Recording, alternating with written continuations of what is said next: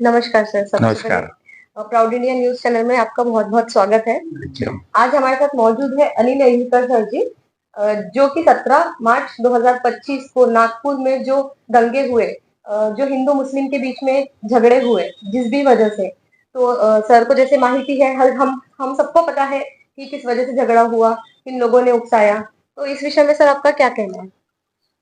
देखो, आप उसको हिंदू मुस्लिम मत कहिए, 2 गुटों में झगड़े हुए जी, और हर कम्युनिटी में कुछ एलिमेंट जो है इस प्रकार के, वो होते ही है। मेरा कहना ही यह है कि गलती किसी भी की हो, इनोसेंट लोगों को तकलीफ नहीं होनी चाहिए। जो कि इस बार इनोसेंट जो थे, जिनका कोई उससे लेना देना नहीं है किसी मैटर से, उनको जो तकलीफ हुई, और वैसे ही जब पुलिस पर भी ज्यादती हुई या पुलिस ने भी किसी पर ज्यादती की, तो कोई भी ज्यादतियों का हम विरोध करते हैं। और अब जो घटनाएं हो गई है, उसको अभी नजरअंदाज करते हुए उसको हम सुधार नहीं सकते। परंतु अभी सामने रमजान ईद है। रमजान ईद में भाईचारा बढ़ाने की बात होती है। इस्लाम में यह कहा गया, रमजान में एक दूसरे से भाईचारा बढ़ाइए। उसके बाद में गुड़ी पड़वा आएगा, नया वर्ष है। हिंदू संस्कृति का नए वर्ष में नए प्रण लेके अच्छे काम हमने करने चाहिए, और जो बीता हुआ समय उसको गलत समय था उसको भूल जाना चाहिए। उसके बाद रामनवमी आ रही है, उसके बाद में हनुमान जयंती, सारे उत्सव भी शुरू होने वाले हैं। तो मैं नागपुर शहर के सभी नागरिकों को एक विनती करना चाहता हूँ, गुजारिश करना चाहता हूँ, क्या बीती हुई बातों को ध्यान में ना रखते हुए आने वाला समय हम लोगों के लिए कैसा अच्छा रहेगा, खुशहाल हम लोग, हमारी आपस में खुशहाली कैसी बनी रहेगी इस शहर की, और इस शहर का नाम खराब ना हो, इसके लिए हम तत्पर रहे, सतर्क रहे। और ऐसा कोई घटनाएं करने के लिए उकसाता है किसी भी कम्युनिटी के लिए, मैं बोल रहा हूँ, तो उनको ये बात समझाइए, जो चीज है वो गलत है। तो जैसे ये सब दंगे फसाद जो भी हुए, एक मास्टरमाइंड का नाम इस बीच में आ रहा है, शमीम खान करके।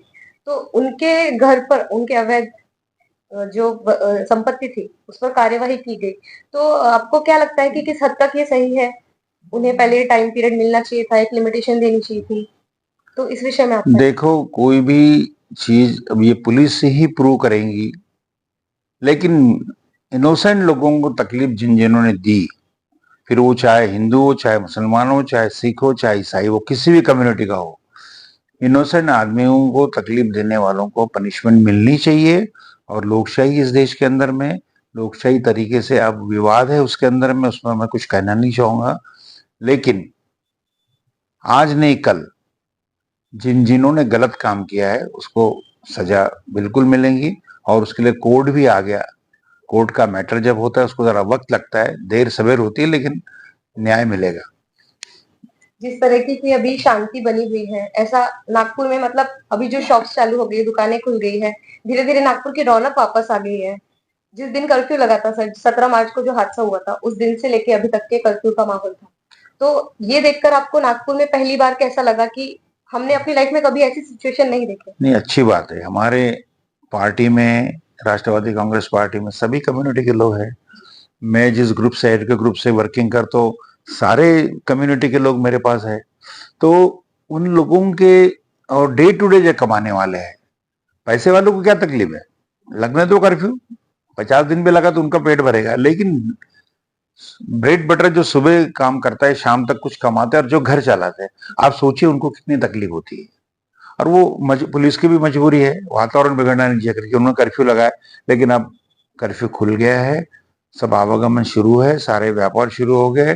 और बेचारे जो ब्रेड सुबह कमाकर शाम तक कमाकर जो पेट पालन करते हैं, उन लोगों के लिए मैं चाहूंगा कि ये बहुत अच्छा समय अभी आया है, इसको ऐसे बरकरार रखे और शांति बनाए रखे। इतना ही इस अवसर पर आपको कहूंगा।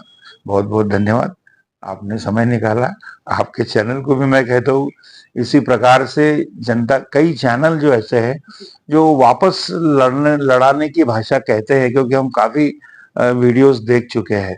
तो आपको भी कहूंगा कि भाईचारा कैसे बढ़ेगा, इसी पर आप काम करें। बहुत बहुत धन्यवाद।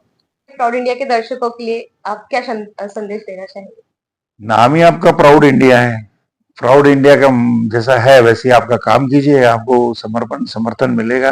आपने अभी जस्ट स्टार्ट किया, लेकिन मैं देख रहा हूँ कि आपको लोग आपकी आपके चैनल की सराहना कर रहे हैं, और इसलिए मैंने भी आपको मौका दिया बात करने का।